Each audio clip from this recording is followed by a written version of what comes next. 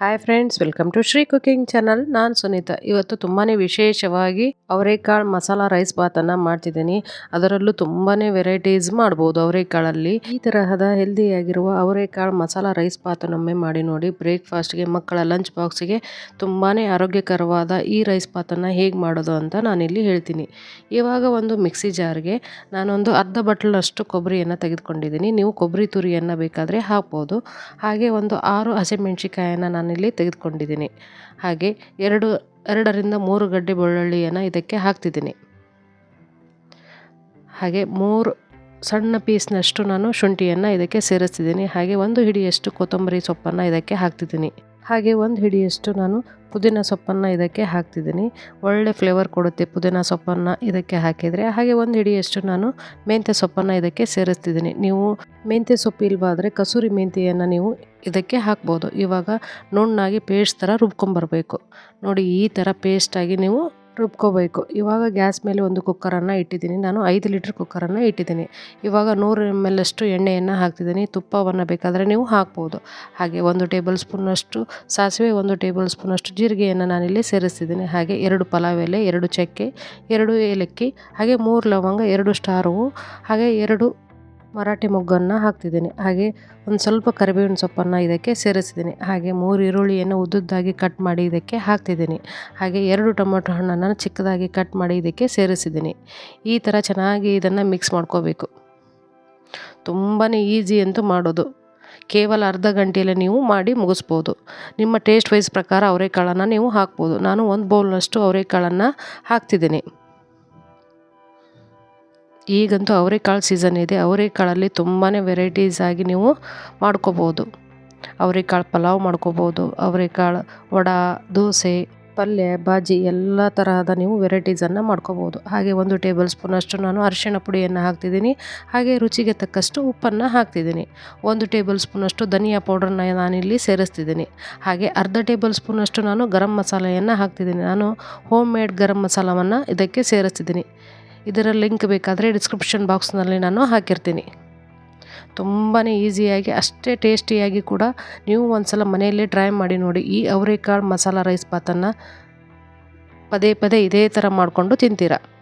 ನಾನಿವಾಗ ಮಿಕ್ಸಿ ಮಾಡ್ಕೊಂಡಿರುವಂತಹ ಈ ಮಸಾಲೆಯನ್ನು ಇದಕ್ಕೆ ಸೇರಿಸಿದ್ದೀನಿ. 1 ಕಪ್ ನೀರನ್ನು ಮಿಕ್ಸಿ ಜಾರ್ಗೆ ಹಾಕಿ ತೊಳೆದು ಇದಕ್ಕೆ ಸೇರಿಸಿದ್ದೀನಿ. ಇವಾಗ ಚೆನ್ನಾಗಿ ಮಿಕ್ಸ್ ಮಾಡ್ಕೋಬೇಕು. ಈ ಮಸಾಲೆ ಎಲ್ಲ ಈ ಅವರೆಕಾಳು ಜೊತೆ ಚೆನ್ನಾಗಿ ಮಿಕ್ಸ್ ಆಗಬೇಕು.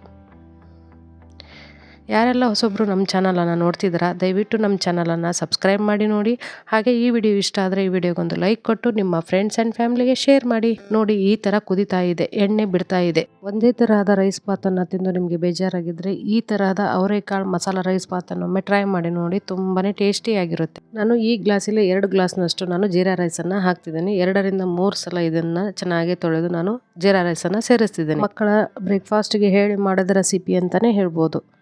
ತುಂಬಾ ಈಸಿಯಾಗಿ ನೀವು ಮಾಡ್ಕೋಬೋದು. ನಾನು ಇದಕ್ಕೆ ಜೀರಾ ರೈಸನ್ನು ಯೂಸ್ ಮಾಡ್ತಿದ್ದೀನಿ. ನೀವು ಬಾಸುಮತಿ ಅಥವಾ ಯೂಸ್ ಮಾಡ್ಬೋದು, ಅಥವಾ ಜೀರಾ ಯಾವ ರೈಸನ್ನು ಯೂಸ್ ಮಾಡ್ತಿರಲ್ಲ ಅದನ್ನು ಮಾಡ್ಬೋದು ಮನೆಯಲ್ಲಿ. ಈ ಥರ ಚೆನ್ನಾಗಿ ಮಿಕ್ಸ್ ಮಾಡಬೇಕು. ಒಂದು 2 ರಿಂದ 3 ನಿಮಿಷಗಳ ಕಾಲ ಮಿಕ್ಸ್ ಮಾಡಿ ಹಾಗೆ ಇಡಬೇಕು. ಇದೇ ತರಹದ ಮಸಾಲ ರೈಸ್ ಬಾತನ್ನೊಮ್ಮೆ ನೀವು ಮನೆಯಲ್ಲಿ ಟ್ರೈ ಮಾಡಿ ನೋಡಿ. ಹೇಗಿದೆ ಅಂತ ಕಮೆಂಟ್ ಸೆಕ್ಷನ್ನಲ್ಲಿ ನನಗೆ ತಿಳಿಸಿ.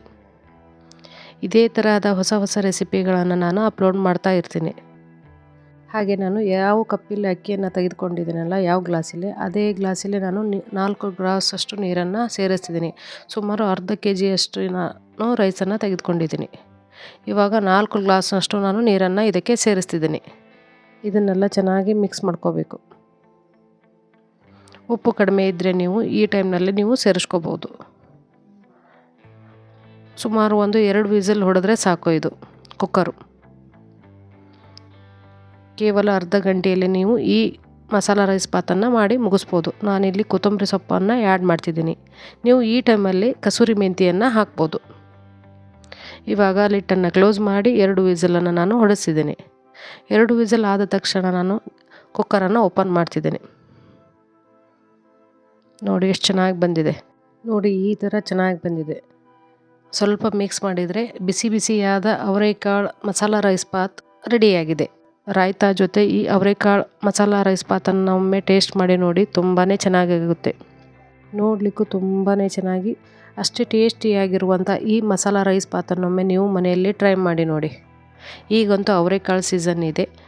ಈ ತರಹದ ರೆಸಿಪಿ ಒಂದ್ಸಲ ಟ್ರೈ ಮಾಡಿ ನೋಡಿ, ಹೇಗಿದೆ ಅಂತ ಕಮೆಂಟ್ ಸೆಕ್ಷನಲ್ಲಿ ನಮಗೆ ತಿಳಿಸಿ.